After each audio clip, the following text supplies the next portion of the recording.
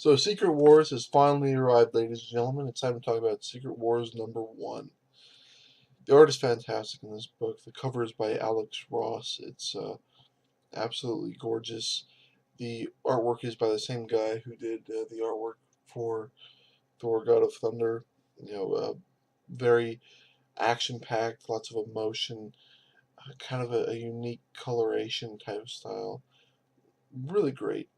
Uh, there's a few moments that pop out at me right away in this book. The first one is we have all the villains of New York meet up and go to this bar. You know who shows up? The Punisher.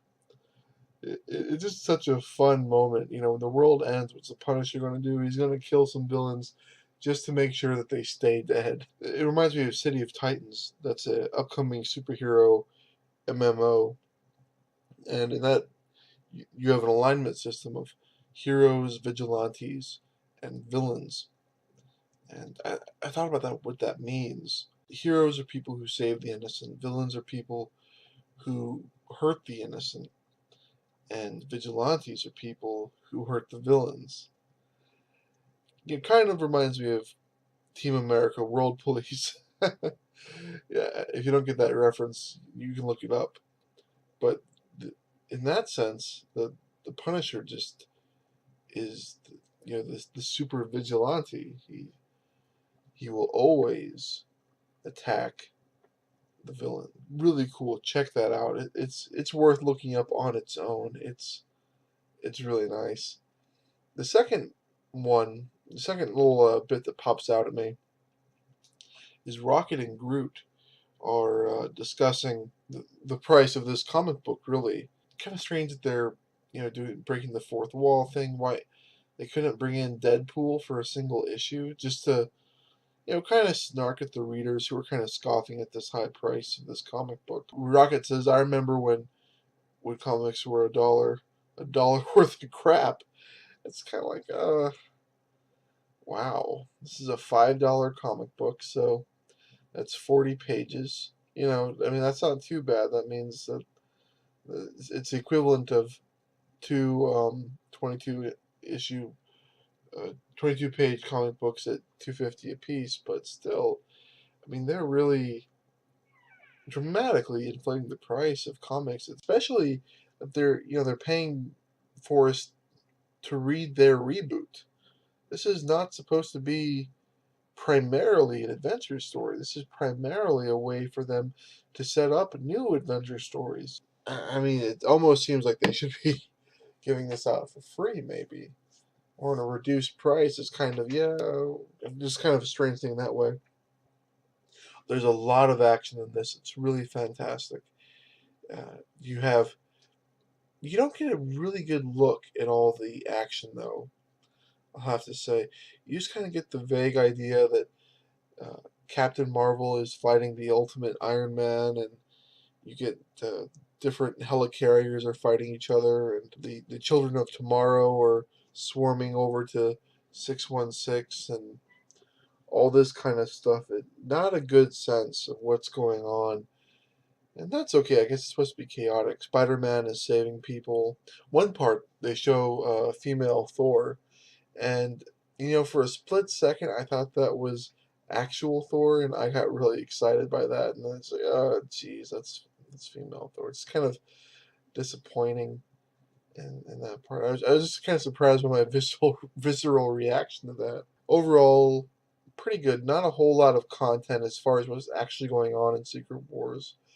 I feel almost like this should be Secret Wars #0 because this is not the beginning of Secret Wars. This is the last incursion before Secret Wars. The Reed Richards of both universes launched some kind of life raft out, and apparently they were destroyed or something. Now we know that Franklin Richard is not dead. We know that Franklin Richards is not dead because he's Franklin Richards. It's very strange.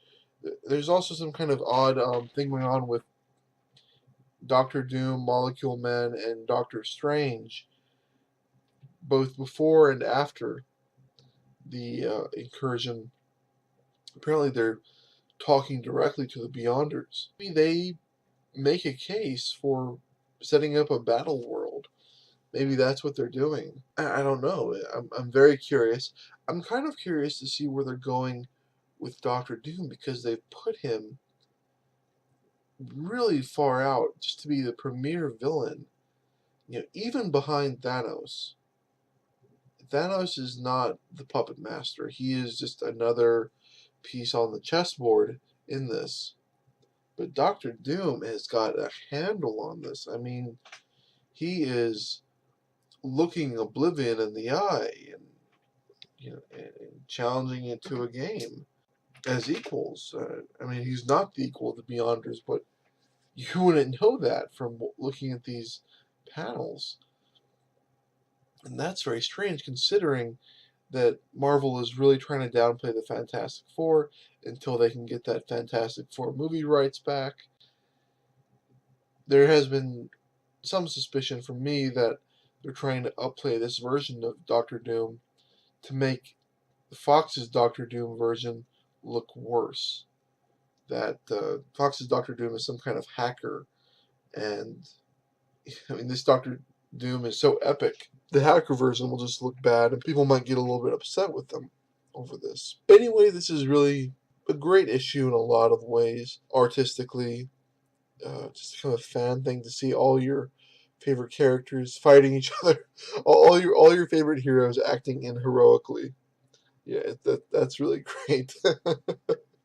That's what we want to see. We want to see them all bashing each other in the face. And the negative is, this isn't really necessary to understanding Secret Wars. If you understand the concept of Secret Wars, you can forget this issue.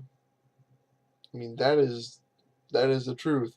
Just start with Secret Wars #2, and you'll be fine. There is no special information in this that you need to understand the plot at all. The last thing, it just occurred to me now, I have not been reading the X-Men. I will admit this right now.